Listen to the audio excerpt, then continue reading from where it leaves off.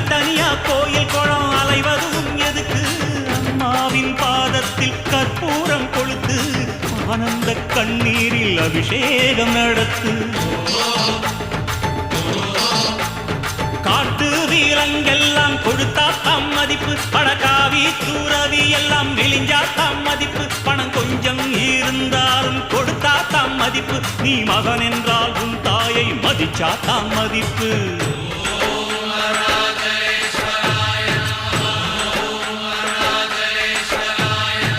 தனக்கென வாழ்பவன் இருக்கையில் இறக்கிறான் பிறக்கென வாழ்ந்தவன் இறந்துமே இருக்கிறான் உன்னை விடவும் எனக்கு வேறு உறவு இல்லையடா என்னை என்றும் வாழ வைக்கும் தெய்வம் தெய்வம் நீயடா